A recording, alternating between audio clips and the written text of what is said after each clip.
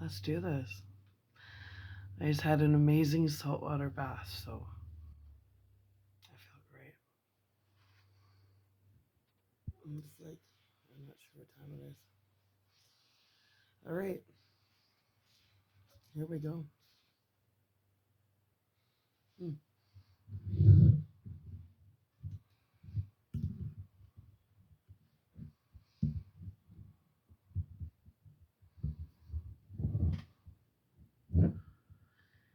Dr. Seward's Phonograph Diary, spoken by Van Helsing.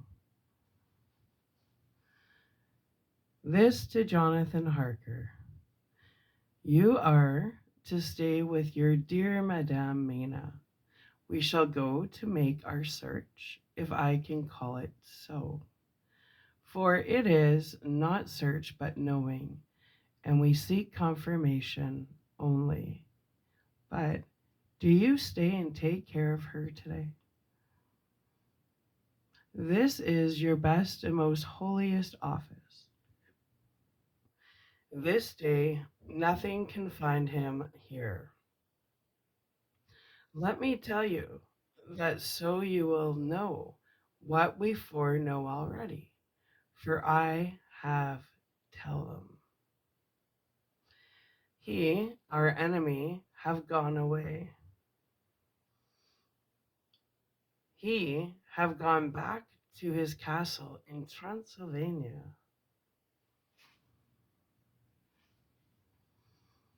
I know it so well, as if a great hand of fire wrote it on the wall. He have prepared for this in some way, and that last earth box was ready to ship somewheres. For this he took the money, for this he hurried at the last, lest we catch him before the sun go down. It was his last hope, save that he might hide in the tomb, that he think poor Miss Lucy, being as he thought like him, keep open to him, but there was not of time.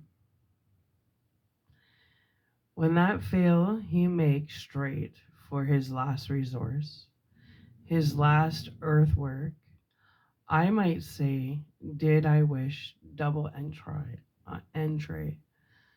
He is clever, oh so clever. He know that his game here was finished, and so he decided to go back home. He find a ship going by the route he came, and he go in it. We go off now to find what ship and whither bound. When we have discovered that, we come back and tell you all. Then we will comfort you and poor Mina, poor dear Madame Mina, with more new hope. For it will be a hope when you think it over, that all is not lost. This very creature that we pursue, he take hundreds of years to get so far as London, and yet in one day, when we know of the disposal of him, we drive him out. He is finite, though he is powerful to do much harm and suffers not as we do. But we are strong, each in our purpose, and we are all more strong together. Take heart afresh, dear husband of Madame Mina. This battle is but begun, and in the end, we shall win. Mhm. So sure as that God sits on high to watch over his children, therefore be of much comfort till we return. Van Helsing. Jonathan Harker's Journal, the 4th of October. When I read to Mina Van Helsing's message in the phonograph, the poor girl brightened up considerably. Already, the certainty that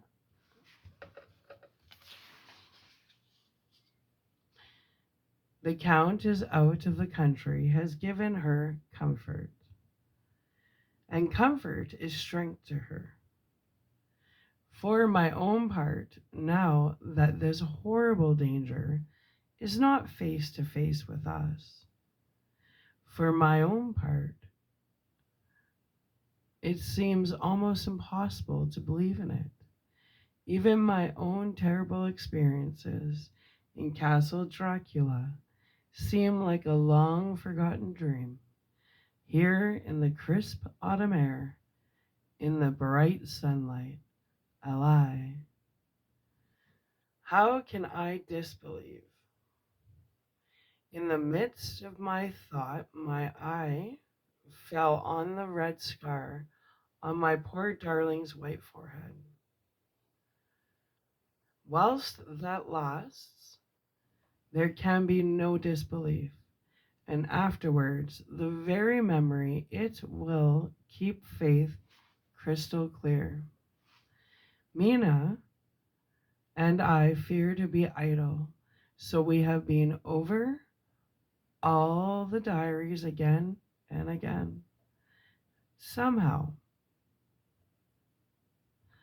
although the reality seems greater each time, the pain and the fear seem less. There is something of a guiding purpose manifest throughout, which is comforting. Mina says that perhaps we are the instruments of ultimate good.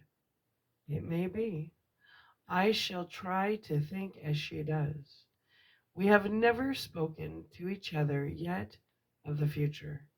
It is better to wait till we see the professor and the others after their investigations. The day is running by more quickly than I ever thought a day could run for me again. It is now 3 o'clock. Mina Harker's Journal, the 5th of October, 5 p.m. Our meeting for report.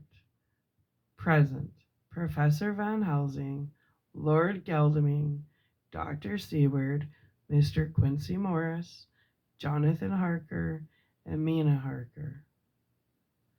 Dr. Van Helsing described what steps were taken during the day to discover on what boat and whither bound Count Dracula made his escape.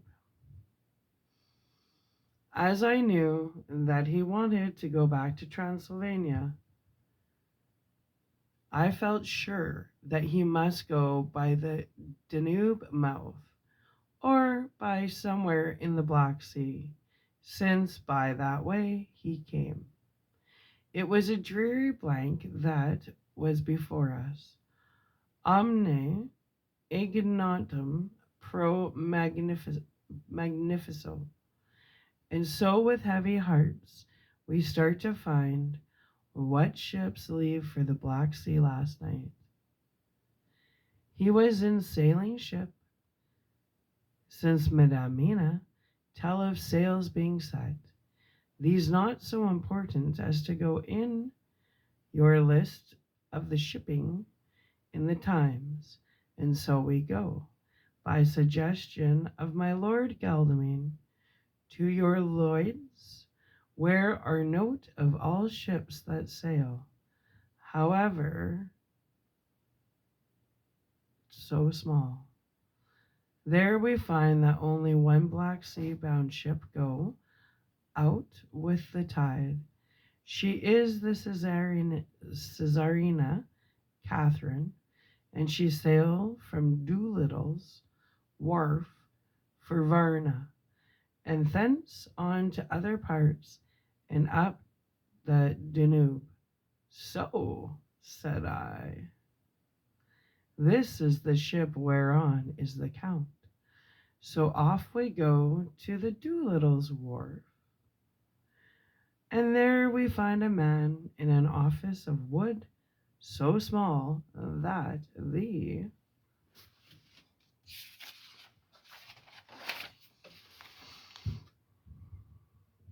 mm,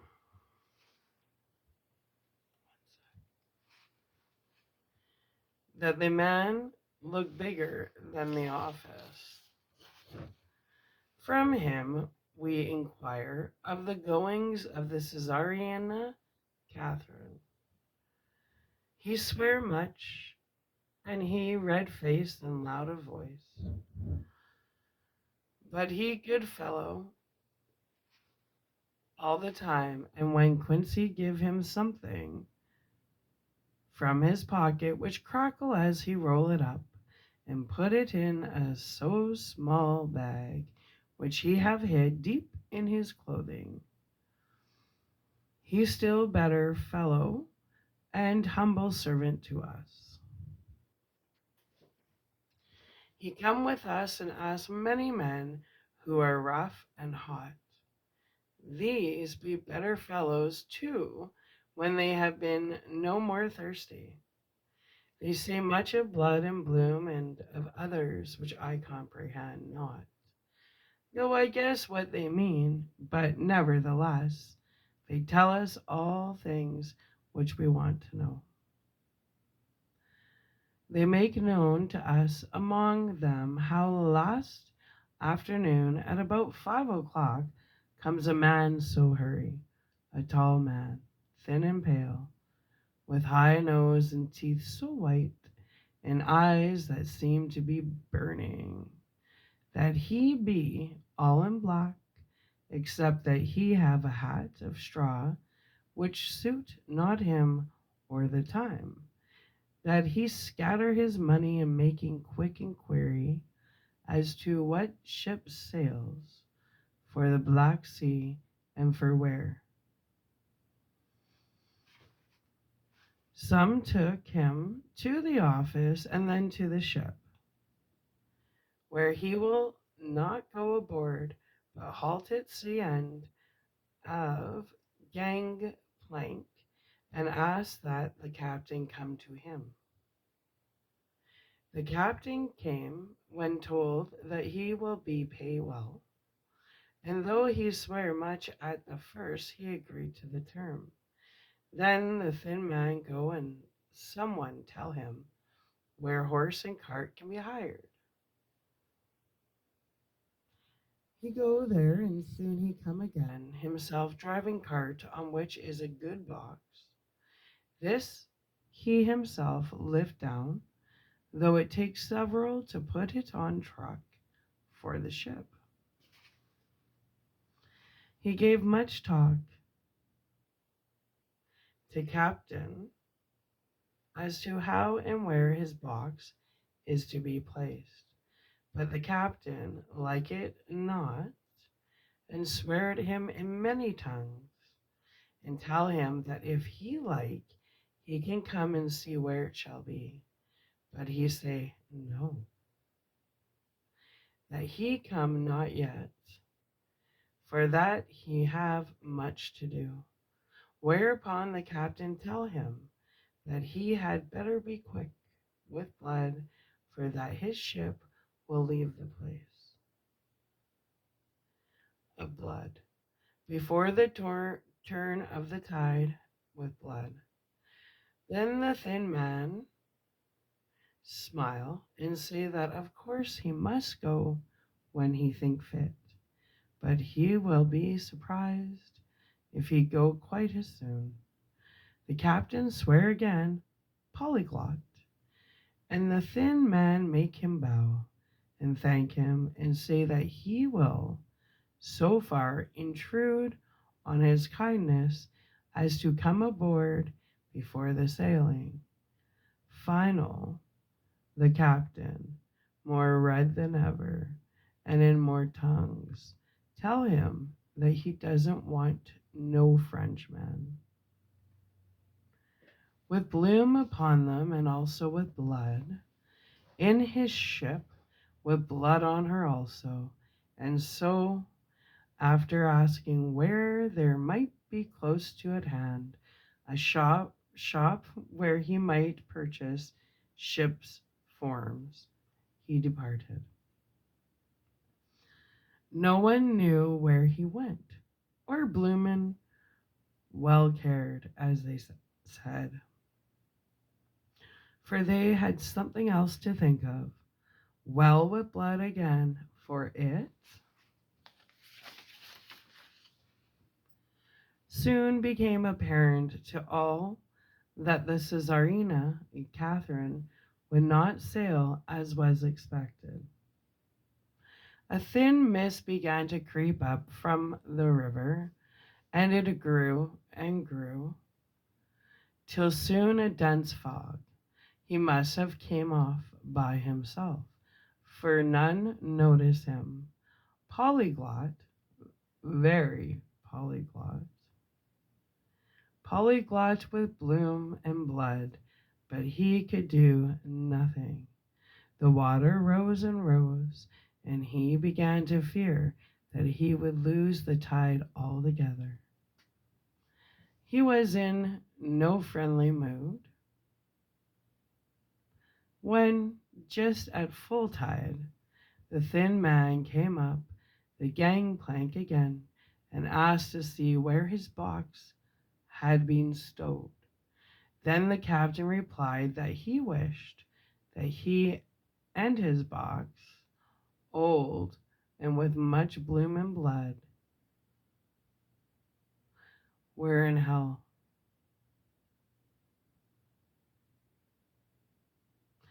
But the thin man did not be offended, and went down with the mate and saw where it placed, and came up and stood a while on deck in fog. He must have come off by himself, for none noticed him. Indeed, they thought not of him, for soon the fog began to melt away, and all was clear again. My friends of the thirst and the language that was of bloom and blood laughed as they told how the captain's swears exceeded even his usual polyglot, and was more than ever full of picturesque. Went on questioning other mariners who were in movement up and down the river that hour. He found that few of them had seen any of the fog at all, except where it lay round the wharf. However, the ship went out on the ebb tide, and was doubtless by morning far down the river mouth. She was by then, when they told us, well out to sea.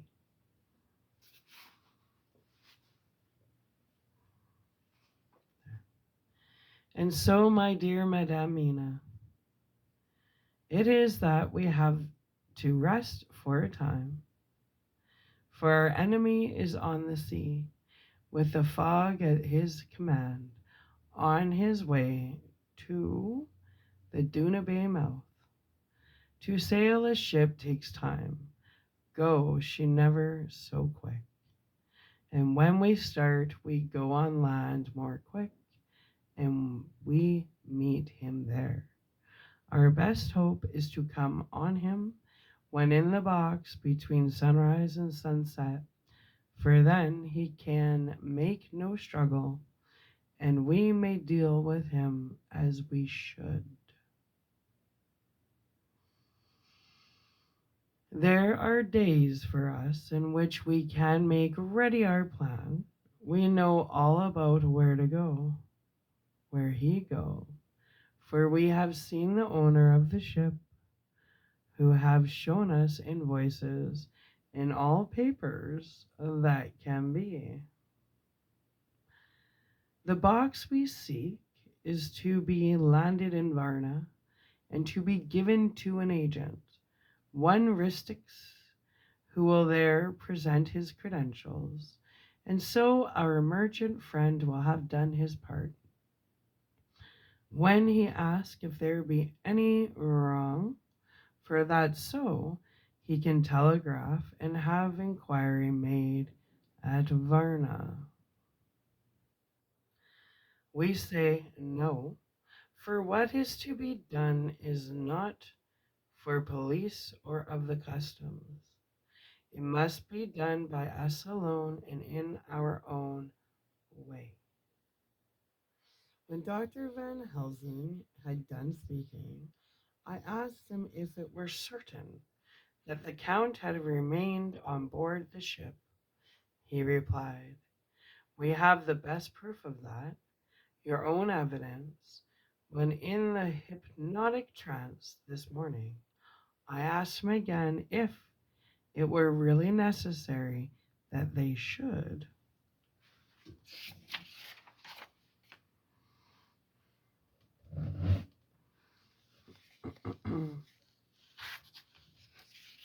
That they should pursue the Count. For oh, I dread Jonathan leaving me, and I know that he would surely go if the others went. He answered in growing passion, at first quietly. As he went on, however, he grew more angry and more forceful, till in the end we could not but see wherein was at least some of that personal dominance which made him so long a master amongst men. Yes, it is necessary, necessary, necessary. For your sake in the end, and then for the sake of humanity.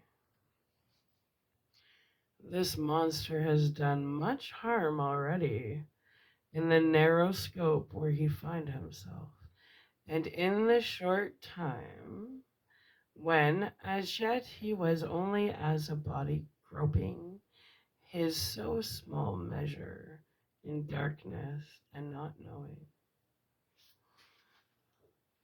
All this have I told these others, you, my dear. Madame Mina will learn it in the phonograph of my friend John, or in that of your husband. I have told them how the measure of leaving his own barren land, barren of people, and coming to a new land, where life of man teems till they are like the multitude of standing corn, was the work of centuries. Were another of the undead, like him, try to do what he has done, perhaps not all the centuries of the world that have been, or that will be, could aid him. With this one, all the forces of nature that are occult and deep and strong must have worked together in some wondrous way. The very place where he have been alive, undead for all these years and centuries, is full of strangeness of the geologic and chemical world. There are deep caverns and fissures that reach none known whither.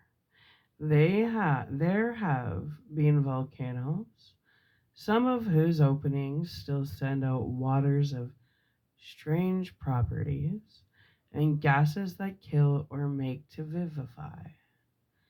Doubtless, there is something magnetic or electric in some of these combinations of occult forces which work for physical life in strange way, and in him were from the first some great qualities. In a hard and warlike time, he was celebrate that he have more iron nerve, more subtle brain. more braver hearts than any man. In him some vital principle have in strange way found their utmost. And as his body keeps strong and grow and thrive, for his brain grow too. All this without that diabolic aid, which is surely to him, for it have to yield to the powers that come from and are symbolic of good. And now this is what he is to us. He have infect you. Oh, forgive me, my dear, that I must say much, but it is for good of you that I speak. He infect you in such wise that even if you do not know more, you have only to live in your own old sweet way, and so in time, death, which is of man's common lot, and with God's sanction, shall make you like to him. This must not be. We have sworn together that it must not. Thus are we ministers of God's own wish, that the world and men for whom his Son died will not be given over to monsters, whose very existence would defame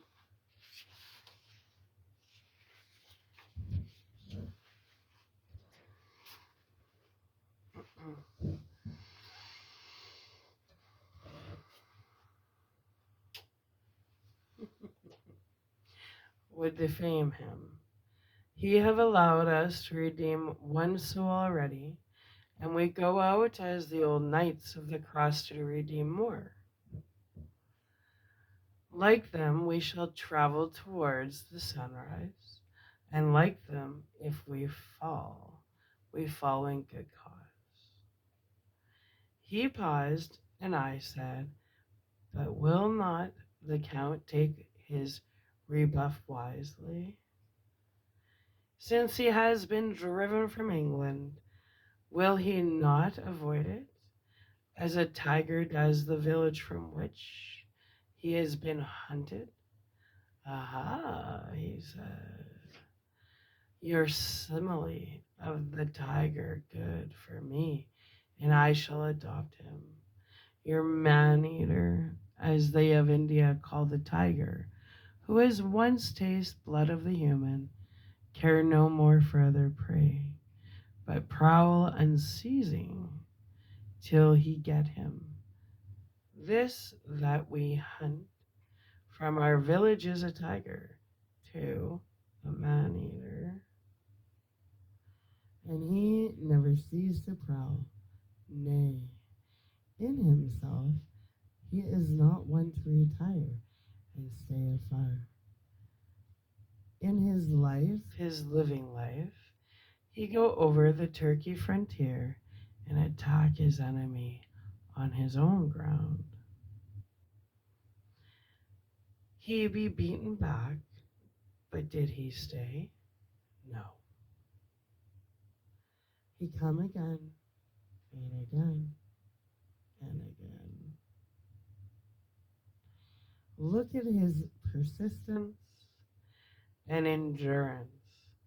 With the child brain that was to him, he have long since conceived the idea of coming to a great city. What does he do? He find out the place of all the world most a promise for him. Then he deliberately set himself down to prepare for the task. He find in patience just how is his strength and what are his powers. He study new tongues. He learn new social life, new environment of old ways, the politic, the law, the finance, the science, the habit of a new land and a new people who have come to be since he was. His glimpse that he have had whet his appetite only and in keen his desire. Nay, it helped him to grow as to his brain, for it all proved to him how right he was at the first in his surmises.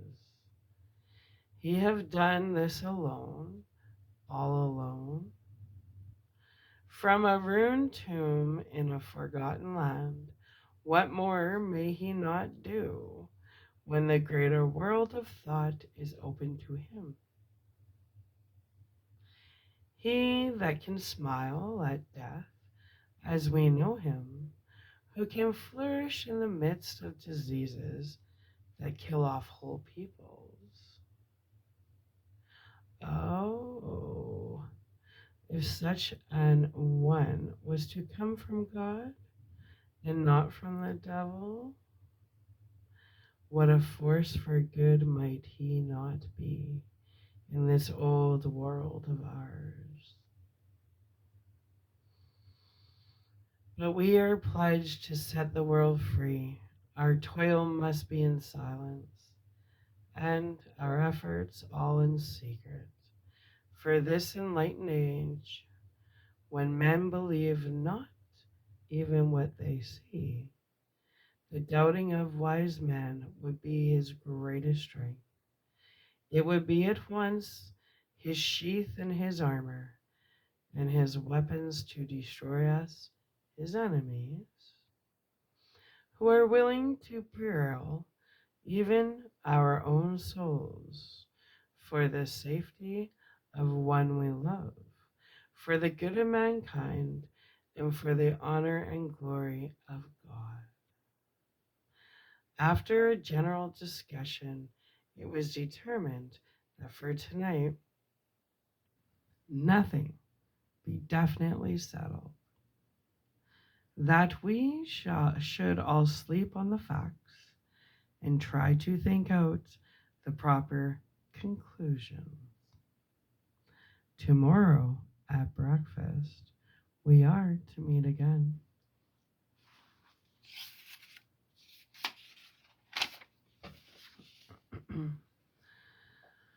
And after making our conclusions known to one another, we shall decide on some course of action.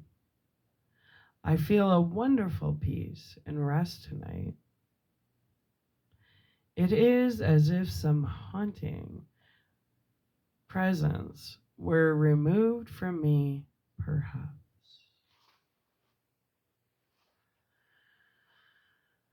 My surmise was not finished, could not be, for I caught sight in the mirror of the red mark upon my forehead, and I knew that I was still unclean. Dr. Seward's diary. The 5th of October. We all rose early, and I think that sleep did much for each and all of us.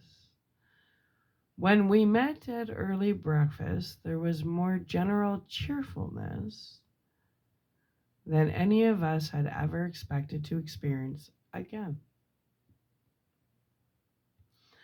It is really wonderful how much resilience there is in a human nature. Let any obstructing cause, no matter what, be removed in any way, even by death, and we fly back to first principles of hope and enjoyment.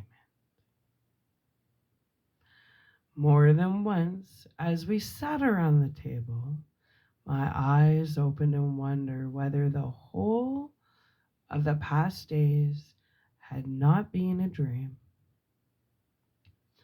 It was only when I caught sight of the red blotch on Mrs. Harker's forehead that I was brought back to reality. Even now, when I am gravely resolving the matter, it is almost impossible to realize that the cause of all our trouble is still existent. Even Mrs. Harker seems to lose sight of her trouble for whole spells. It is only now and again, when something recalls it to her mind, that she thinks of her terrible scar. We are to meet here in my study in half an hour and decide on our course of action. I see only one immediate difficulty. I know it by instinct rather than reason. We shall all have to speak frankly, and yet I fear that in some mysterious way poor Mrs. Harker's tongue is tied. I know that she forms conclusions of her own, and from all that has been, I can guess how brilliant and how true they must be. But she will not or cannot give them utterance. I have mentioned this to Van Helsing, and he and I are to talk it over when we are alone.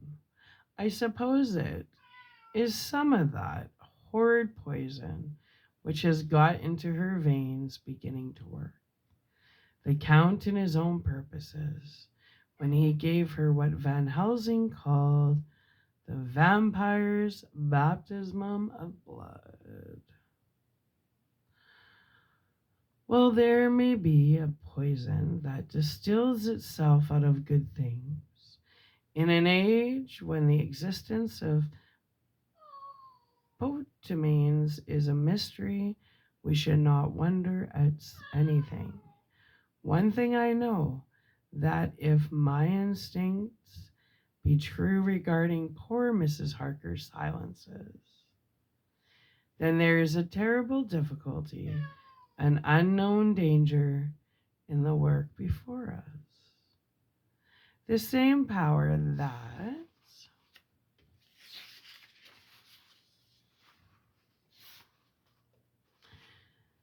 compels compels her silence may compel her speech. I dare not think further, for so I should, in my thoughts, dishonor a noble woman. Van Helsing is coming to my study a little before the others. I shall try to open the study with him. Later, when the professor came in, we talked over the state of things. I could see that he had something on his mind which he wanted to say, but felt some hesitancy about broaching the subject. After beating about the bush a little, he said suddenly, "Friend John, there is something that you and I must talk of alone, just at the first at any rate. Later, we may have to take the others into our confidence." Then he stopped, so I waited. He went on. "Madame Mina, our poor dear Madame Mina."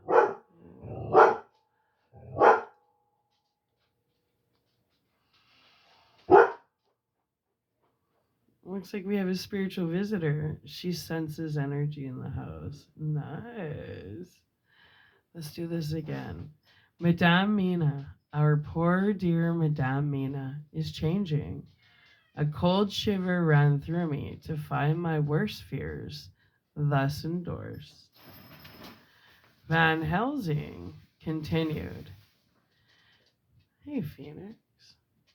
With the sad experience of Miss Lucy, we must this time be warned before things go too far. Our task is now, in reality, more difficult than ever, and this new trouble makes every hour of the direst importance. I can see the characteristics of the vampire coming in her face. It is now but very, very slight.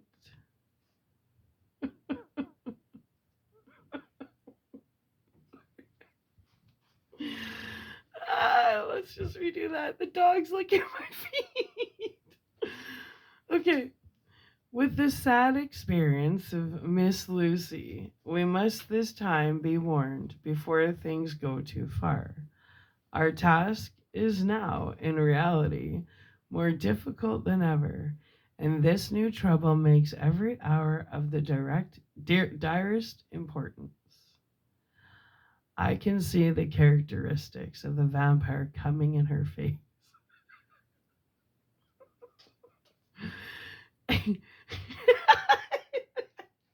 My head just kind of went into left field.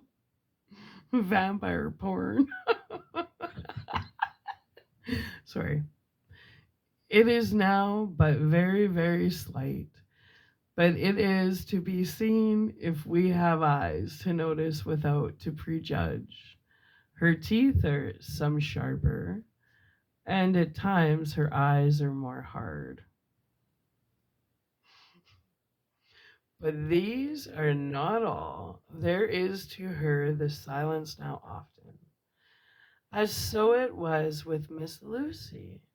She did not speak, even when she wrote that which she wished to be known later. Now my fear is this: if it be that she can, by our hypnotic trance, tell what the Count see and hear, it is not more true that he who have hypnotized her first, and who have drink of her very blood and make her drink of his, should, if he will, compel her mind to disclose to him that which she know. I nodded. Exquisite, he went on, that what we must do is to prevent this. We must keep her ignorant of our intent, and so she cannot tell what she know not. This is a painful task, oh, so painful that it heartbreak me to think of, but it must be. When today we meet, I must tell her that for a reason which we will not speak, she must not more be of our counsel, but be simply guarded by us. He wiped his forehead, which had broken out in profuse perspiration at the thought of the pain which he might have to inflict upon the poor soul already so tortured. I knew that it would be some sort of comfort to him if I told him that I also had come to the same conclusion. For at any rate, it would take away the pain of doubt. I told him, and the effect was I expected. It is now close to the time of our general gathering. Van Helsing has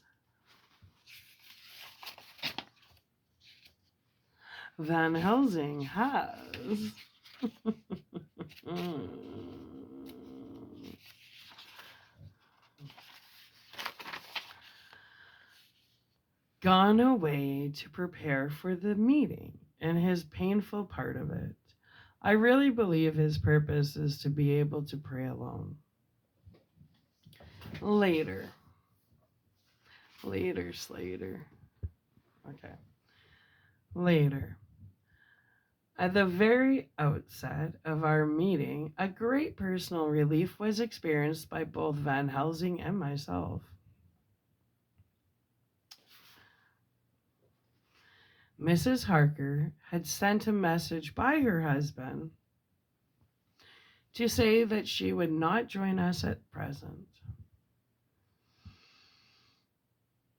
as she thought it would be better that we should be free to discuss our movements without her presence to embarrass us. The professor and I looked at each other for an instant, and somehow we both seemed relieved. It is much pain as well as much danger averted. Under the circumstances, we agreed. By questioning look and answer, with finger on lip, to preserve silence of our suspicions, until we should have been able to confer alone again. We went at once into our plan of campaign. Van Helsing roughly put the facts before us first.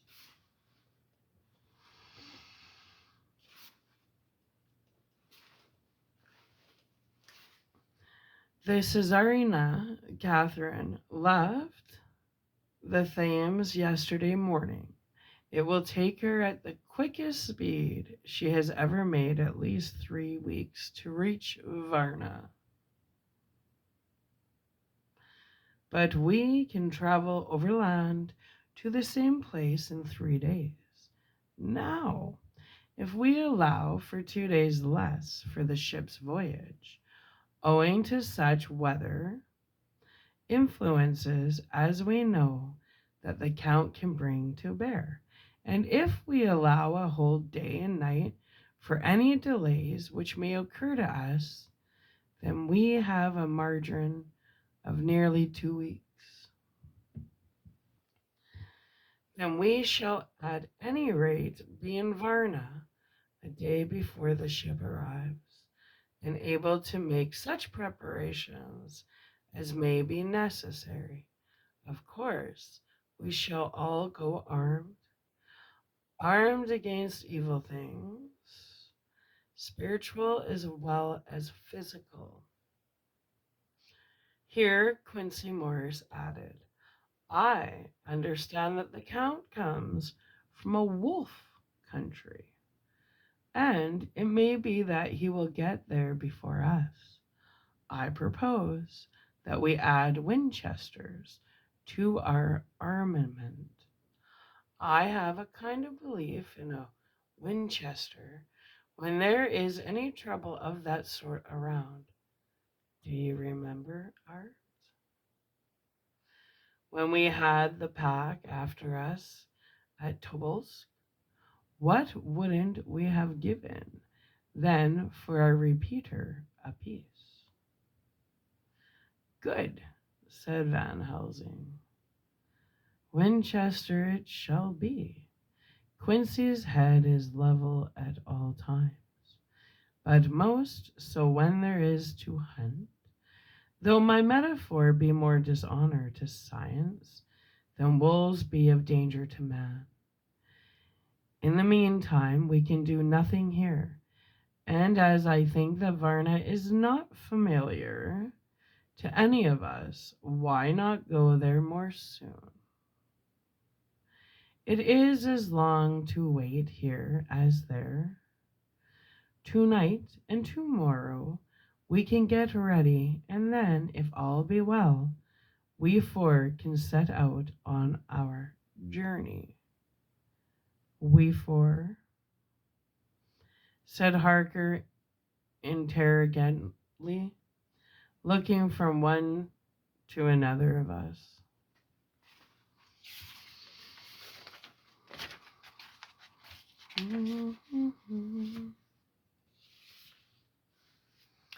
Of course, answered the professor quickly. You must remain to take care of your so sweet wife. Harker was silent for a while and then said, in a hollow voice, let us talk of that part of it in the morning. I want to consult with Mina. I thought that now was the time for Van Helsing to warn him not to disclose our plans to her, but he took no notice. I looked at him significantly and coughed. For answer, he put his finger on his lip and turned away. Jonathan Harker's journal, the 5th of October afternoon. For some time after our meeting this morning, I could not think.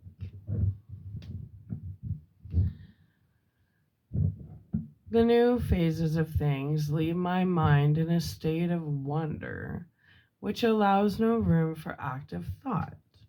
Mina's determination not to take any part in the discussion set me thinking, and as I could not argue the matter with her, I could only guess. I am as far as ever from a solution now. The way the others received it, too, puzzled me. The last time we talked of the subject, we agreed that there was to be no more concealment of anything amongst us.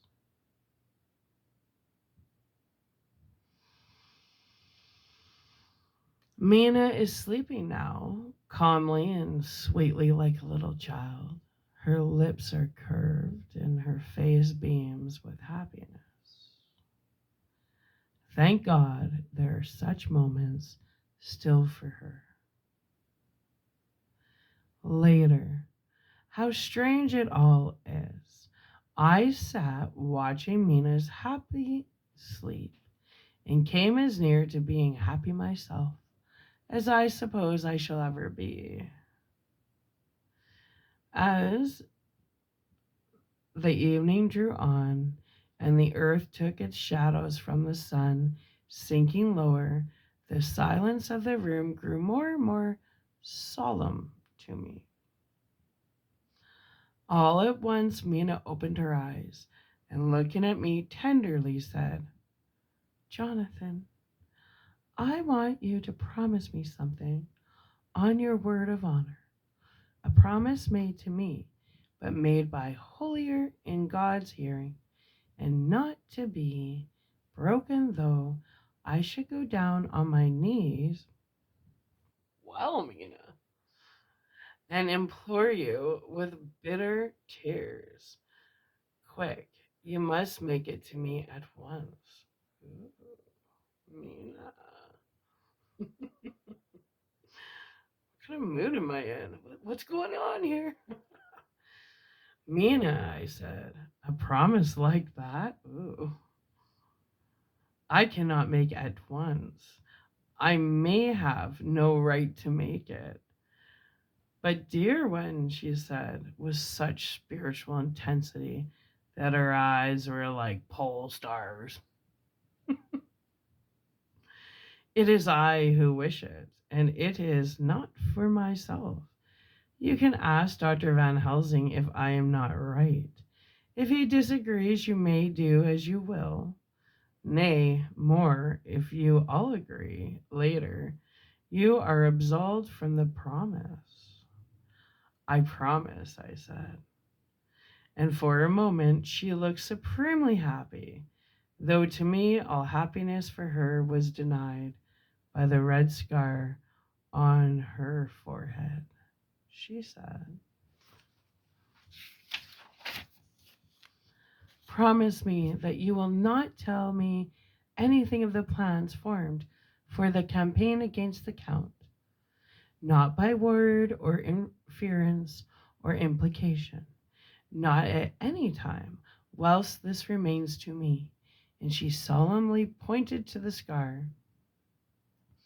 I saw that she was in earnest and said solemnly, "I promise."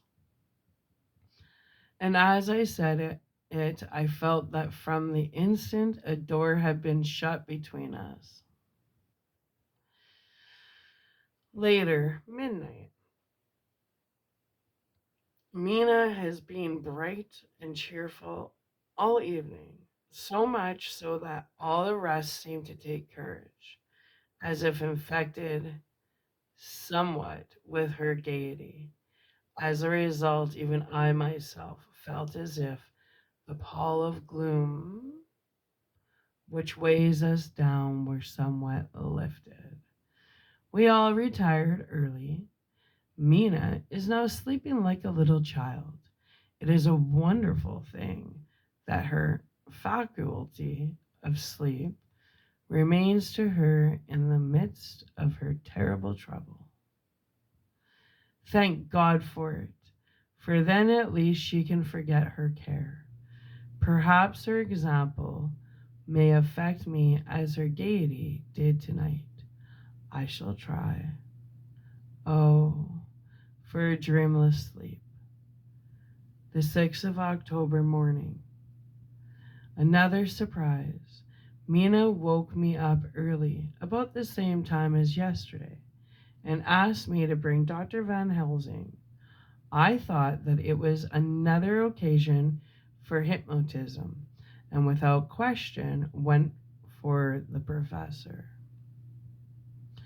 He had evidently expected some such call, for I found him dressed in his room.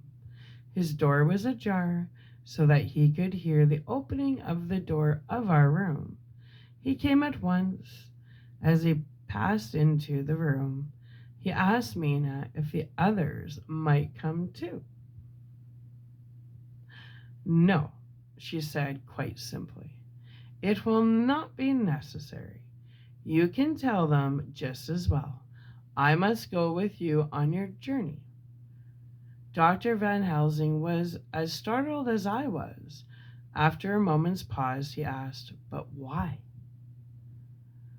"You must take me with you. I am safer with you. And you shall be safer too. But why, dear Madame Mina? You know that your safety is our solemnest duty. We go into danger to which you are, or may be, more liable than any of us from circumstances. Things that have been." He paused, embarrassed. As she replied, she raised her finger and pointed to her forehead. "I know. That is why I must go. I can tell you now, whilst the sun is coming up. I may not be able again. I know that when the Count wills me, I must go. I know that if he tells me to come in secret, I must come by wile. By any device to hoodwink even Jonathan." God saw the look that she turned on me as she spoke. And if there be indeed a recording angel, that look is noted to her everlasting honor. I could only clasp her hand. I could not speak. My emotion was too great for even the relief of tears. She went on. "You men are brave and strong. You are strong in your numbers, for you can defy that which would break down the human endurance of one who had to judge alone. Besides, I may be of service, since you can hypnotize me and so learn that which even I myself do not know." Dr. Van Helsing said very gravely, "Madame Mina, you are, as always, most wise.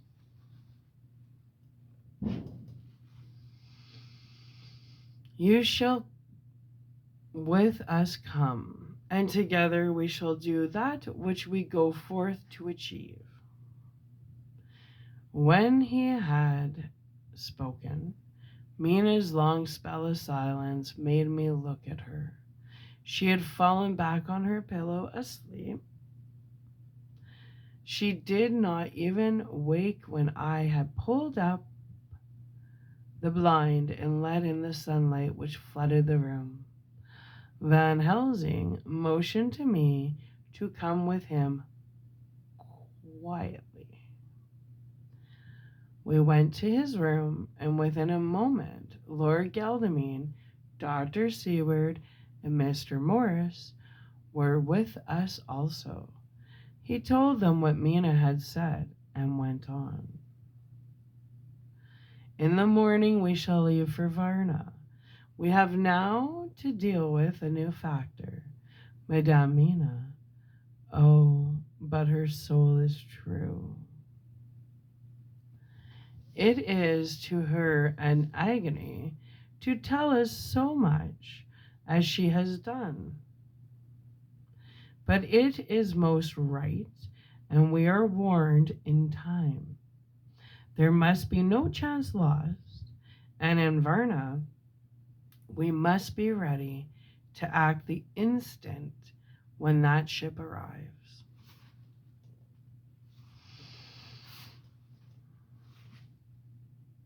What shall we do exactly? Asked Mr. Morris iconically. The professor paused before replying. We shall at the first board that ship. Then, when we have identified the box, we shall place a branch of the wild rose on it. This we shall fasten, for when it is there, none can emerge. So at least, says the superstition. And to superstition, must we trust at the first? It was man's faith in the early, and it have its roots in faith still. Then, when we get the opportunity that we seek, when none are near to see, we shall open the box, and all will be well. I shall not wait for an opportunity, said Morris. When I see the box, I shall open it and destroy the monster. Though there was 1,000 men looking on, and if I am to be wiped out for it the next moment, I grasped his hand instinctively and found it as firm as a piece of steel. I think he understood my look. I hope he did.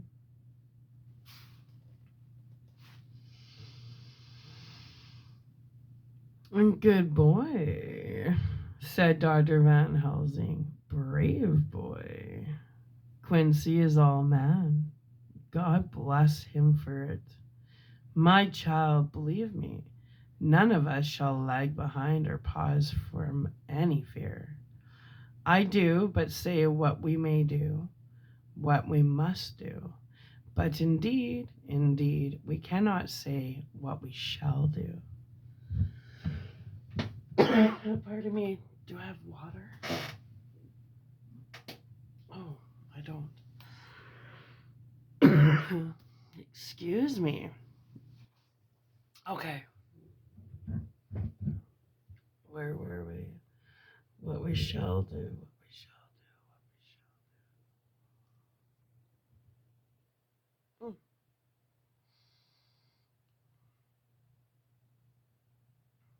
There we go. Let's redo that paragraph. I got a little parched. Good boy, said Dr. Van Helsing. Brave boy. Quincy is all man. God bless him for it. My child, believe me, none of us shall lag behind or pause from any fear. I do but say what we must do. What we must do, but indeed, we cannot say what we shall do.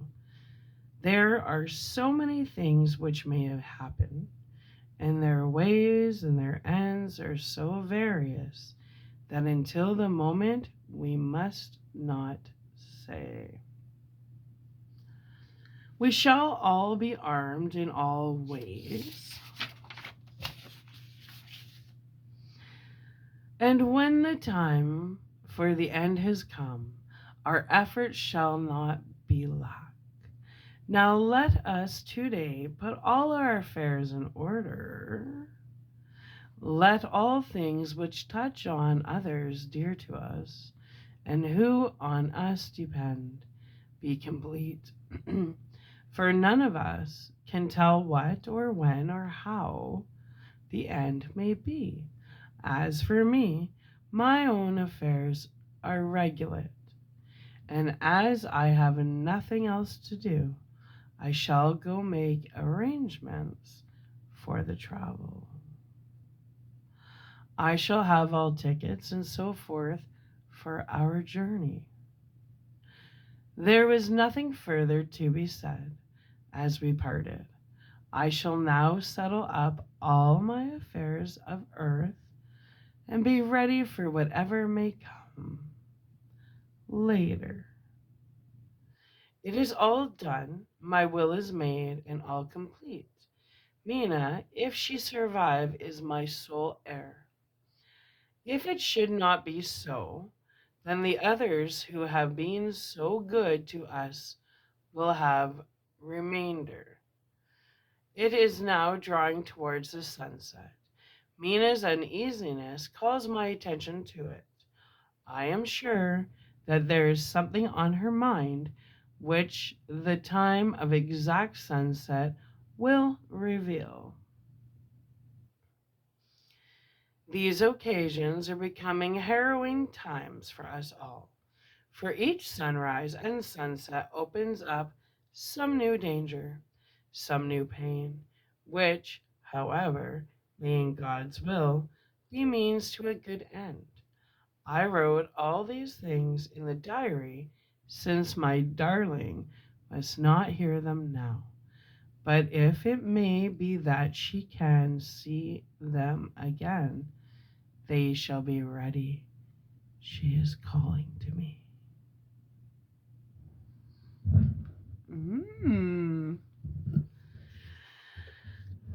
Nice. I think we have 2 more chapters. I think we have 1 more chapter. Oh, we're going on to our last chapter. How fun has this been? I love this. I love this book so much because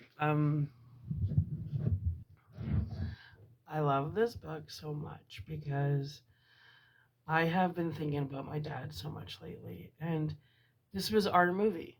Like when it came out in the theater, I think I was 11. I went to the late show and seeing it in the theater, I'll never forget. But every Halloween, I watched the movie. I watched the movie lots. But I've read the book, but reading it out loud, it's different. So, Dad, I love you and I miss you. And I'm thinking about you all the time.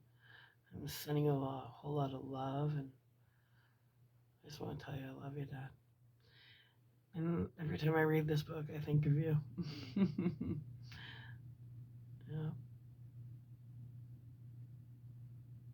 I guess it's just our little connection, right? Anyway, let's wrap it up with a singing bowl and get this uploaded, and let's finish this book, because the next book we're going into, I'm going to do 1 more book before next month, because next month we're switching it up for Christmas. But the next book we're going to do is one of my favorite books, and I read it for strength, and I don't know why it gives me strength, but I love this book. And because I've just always got along really well with bikers. So the book I am going to read, it's like so, I've had to tape it, it's so old, is Mask with Cher, and her son has that elephantitis or whatever. And it makes me cry, and it's a wonderful book, but we're going to read Mask next. It's a short book. And then we're going to get into Christmas. And we're going to start off the month of December with Scrooge Part 1. I didn't know there was 2 books, but there is. So we're going to read the first and second book of Scrooge, and that's how we're going to start off next month. So we're going to kind of wrap up the vampire stuff. And then we're going to use Mask as a transition And then we'll get into the Grinch. Or Scrooge. Charles Dickens. So it will be exciting. Maybe I'll wear my fedora. All right, let's do a singing bowl. Yeah, we're wrapping up. One more video and we're done Bram Stoker's Dracula. And because I got started late in October, so still reading Dracula. Um, but next year I already have my vampire. I like vampire stories, so um, yeah, next I already have my one plan for next year. Yeah, me too. Maybe 2 books will start at the beginning of October, not the day before Halloween. That's kind of silly. Okay, let's do this.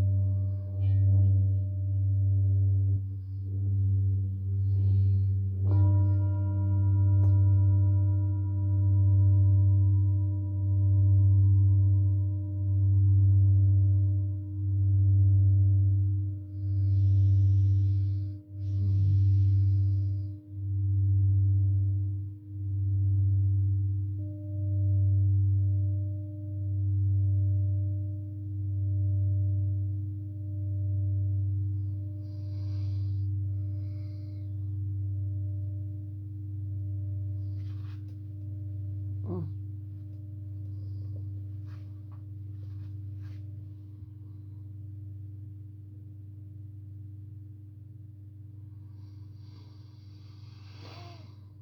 Hmm. Breathing with the singing bowl feels good. So if you breathe when I play it, it feels good. It feels so good. So good. So good. All right. I love you. And I'm going to upload this and I'm going to come back and we're going to finish this book. Because now I'm already thinking of Rocky and Cher and all the bikers. I'm super excited to do Mask. I love that movie. It just kind of reminds me of I had little angels on bikes that really made me and Jake feel safe when nobody else did. So I have a soft heart uh, for the heroes on wheels. Yeah, too many people judge them and don't actually understand the history of it all. Like it doesn't matter. I'm not gonna get into it, but it's like every society you got your good and bad, but just so you guys know, not all bikers are bad. In fact, they like to be called bike enthusiasts these days because some of the younger generation doesn't understand what it stood for. Right, Pops? Okay, love you. Bye. Oh, and I also have my class 5 and 6. Yeah. All the things you guys don't know about me, right?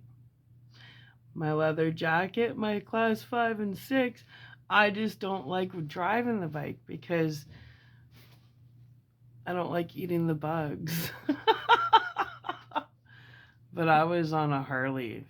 I started riding on the back of my dad's bike when I was probably, what, 5, Dad? Something like that.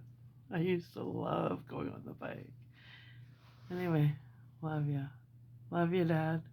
Miss you. Okay, sending you lots of love, Dad. Bye.